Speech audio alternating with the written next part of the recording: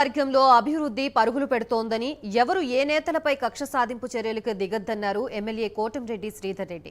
37వ division రామ్నగర్లో 20 లక్షల నిధులతో CC రోడ్ల పనులకు శంకుస్థాపన చేశారు ఆయన. ప్రజలు తమ మీద పెట్టుకున్న నమ్మకానికి పూర్తి స్థాయిలో న్యాయం చేస్తామన్నారు.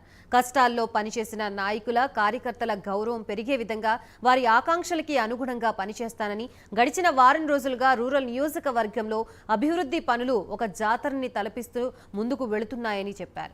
రాజకీయ కక్ష సాధింపు చర్యలకి ఏ ఒక్క నాయకుడు పాల్పడినా సహించనని హెచ్చరించారు శ్రీధర్ రెడ్డి.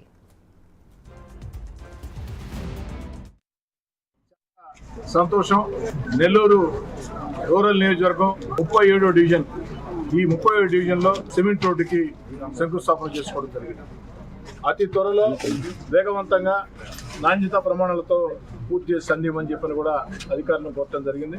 రాష్ట్రంలో తెలుగుదేశం పార్టీ కూటమి అధికారంలోకి వచ్చి ఈ 2 నెలల్లో నెల్లూరు రూరల్ నియోజకవర్గంలో వాడలా కూడా అభివృద్ధి పనులు ఒక జాతరలా సాగుతూ ఉన్నాయి.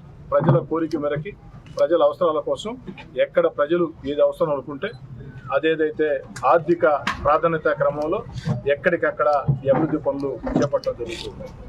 ముఖ్యంగా గత వైఎస్ఆర్ కాంగ్రెస్ పార్టీ ప్రభుత్వం అస్తవ్యస్త, అనాలోచిత, అరాచక విధానాలతో రాష్ట్రం ఆర్థికంగా దివాలా తీసింది.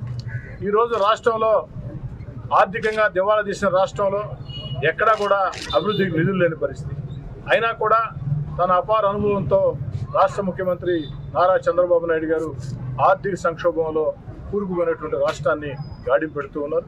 ఇక్కడ కూడా అధికారుల సహాయ సహకారాలతో నెల్లూరు రూరల్ నియోజకవర్గంలో వాడలా కూడా రోడ్లు, రైళ్లు, కాలువలు, కరెంటు, మంచినీటి పైప్ లైన్లు, వీటి కోసం శంకుస్థాపనలు ప్రారంభించడం జరిగింది.